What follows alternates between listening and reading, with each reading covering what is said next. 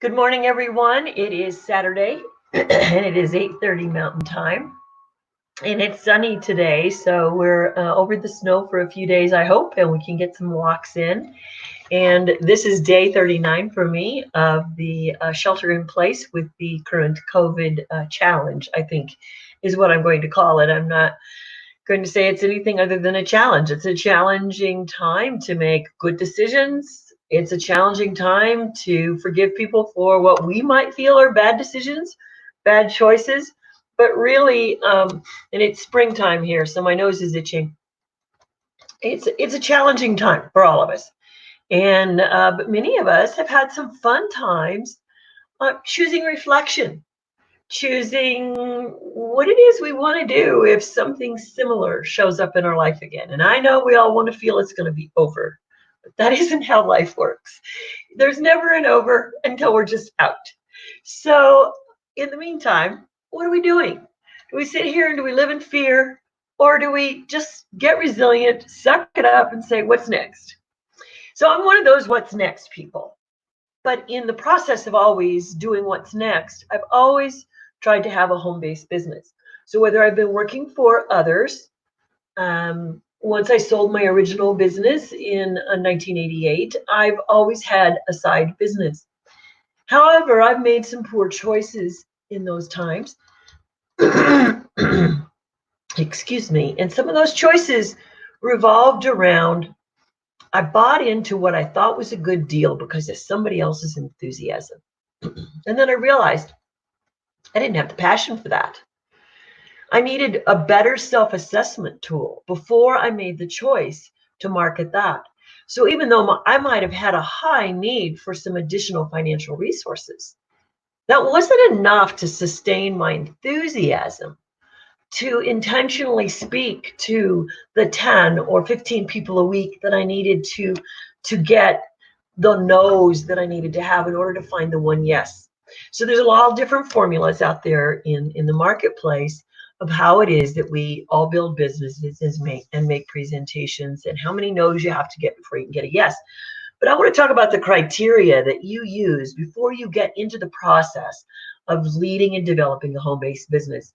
You know, you have a lot of options out there. There are franchises who give you a formula for doing a business, but you have to have overhead. You have to have brick and mortar. You're going to have products, and they're going to take a fee every month. So you have to really be confident about how well you network, who you're going to connect with, and who's going to bring you business. Well, guess what?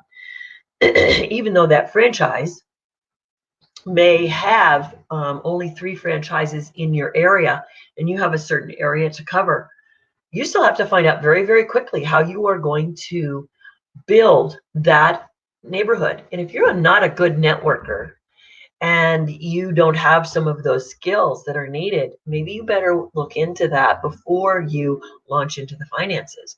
So one of the questions I always feel is how are you willing to network? Do you know how to network? What are your options for networking? So there's multiple criteria that you have to look at before you choose a business. And so for the next few days, I'm going to talk about some of that. So what criteria will you use to choose before you get excited about somebody else's excitement? Because I'm one of those people who can get people excited. But I will also, when I talk to you, ask you to now go home and think about how this will fit into your lifestyle. So I love my business because I do a couple of things. I do a health-based product that is actually going to help me live long and die short. I retail and encourage people to do business with a product that actually builds my immune system, helps me with my balance and stability. At this time of my life where I have somewhere between 30 and 35 years to live before I'm 100, 105, I want to manage that time well. And I need to be active. I just know that about myself. So I like to find a product that's going to help me sustain myself and be a successful ager. There are others who are still very interested in having product lines that are luxurious. Jewelry, you're concerned about image, and you have makeup. So I have some of my favorite makeup business owners But they aren't making a lot of money off of me. I'm a pretty low maintenance person. I buy maybe every 4 months when my supplies run out. So I'm not the person using what I use that's going to go out and make a business in the makeup industry. I wear minimal jewelry, so I'm not going to make bit money in a jewelry business. I am a high social person, and I love to go out and I love to meet people at coffees and at networking meetings. But I actually come home to my house and it's my cave. It's where I regenerate. It's where I know that I could have a party, but I did that in my earlier life, and it's not where I'm driven now. So knowing that about myself, I made choices for a business that would let me communicate, network, and promote my business according to my lifestyle. So if you're not considering your lifestyle when you're choosing a home-based business, you want to do that. So if you're saying, I'm a good maker of things, so let's think of all the businesses that have started in the garage. So we have franchises, we have network marketing businesses, we have businesses that you start in your garage or at your sewing machine. Either one, woodworking, sewing, crafting, all sorts of those are great. And many people are taking each of these to video-based promotions and social media. So not only do we need to choose, we need to look at our skills. So next time we talk on Tuesday at 8:30 Mountain Time, I'll talk about the skills that you need to look at and or be willing to beef up, get into. So let's come back. So you have franchises, and I'm still making this simple. I got 3 buckets: franchise bucket, I have the home-based business bucket, and I have the start at home bucket. So if you're starting at home with the things that you like to do, you then have to look at your marketing plan. And if you are someone who loves what you do, but you don't like talking to people, then you need an ally. You need to see if they're a family member or a friend who will do the marketing for you. So when you're looking at a home-based business, I want you to look at your lifestyle and how many hours a week it's going to take you to do what you need to do. Now, there's a myth out there, and I'm going to call it a myth, that you only need 5 hours a week to connect with people. And that is enough to build a network marketing business. Well, I got to tell you, it's not enough. Because where is that 5 hours? How is that 5 hours planned?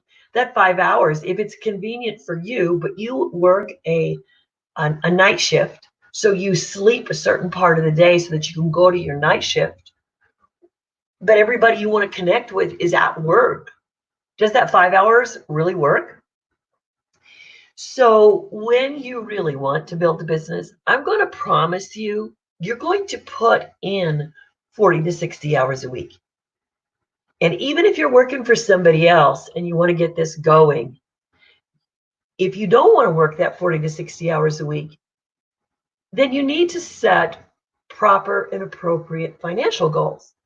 So would you be happy to make whatever that dollar amount is a month? Then I want you to look at that business and say, if I did this and this, would that produce me that dollar amount? So there's multiple criteria when you're choosing a business, but the first one is don't do it just because somebody else can do it, because your psyche, your lifestyle, and your willingness to get out there may not work for that product. So if you don't like doing facials for people, then maybe that business isn't yours. Now, there are some people who are passionate about that. And I have some very successful friends. They're more successful than I am, and they do very, very well in those industries. I'm a health person for my own personal need, and that's where I love to share. But I have to say, there's always that funny thing. So people will put makeup on, and people will wear jewelry, and I'm not dissing any of those businesses. But when it comes to health, people will always ask, well, where's the proof? Where's the science? So you give them the science, and they don't understand the science. They don't understand their physiology well enough. And so they still make a price-based decision. But what I laugh at is I sell, just to say, I sell something that is non-invasive, it's drug-free, and it's non-electrical. But I still have people asking me, well, what's it going to do to me? Like it's going to be a bad thing. And then I laugh, and I only, with some of them, if they're open-minded enough, I say, well, do you test the food samples at Costco or King Soopers or anywhere you go? Do you test the food samples? Do you ask for a white paper? Do you put something in without checking what the results are? What I have is wearable. It's not as toxic as some of those sample tables. So I just laugh. Sometimes I don't share that information because it's of no value. It's not going to further the conversation. So what you also have to be willing to do when you choose your own business is to be passionate about what you do, but not always expect everybody to receive your passion equally. Sometimes you have to be willing to take a no and know that somebody else is your person. Don't feel like each person you talk to has to be that desperate person that you have to close. So when you're choosing a home-based business, I want you to think about this. Now, last session, I asked you to look at your purpose.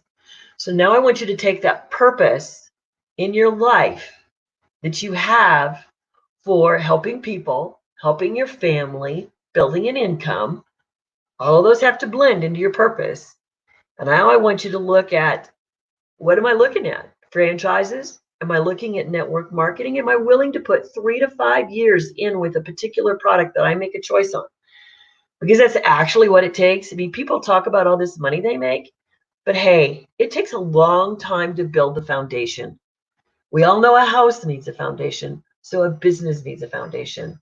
So you have to plan, not necessarily overcautiously. You have to be willing to take some risk, but you have to plan, what am I going to do to build my foundation? How many times a week am I going to have to talk to people to build the foundation? So whether it is a franchise or a network marketing business, or you're going to market what it is you're making in your garage or your craft room, you want to look at what's my purpose? How do I like to work? What is my lifestyle? And then go backwards into what can I support? And if you do that, you'll eliminate things that don't work for you. So I adore my friends who do the cosmetic business, who do the swallow the pill business, who do the wear the jewelry business, who do the clothing business, because you know what? I do business with all of them. But I'm the person who likes to do the health business. I want to sustain you so that you do not find yourself in bed and you cannot manage your business. I want to sustain you to be able to play with your family and be healthy and do the sports and the things that you like to do. I want to sustain you so that you do not get to that point of life where you go, I can't do anything else.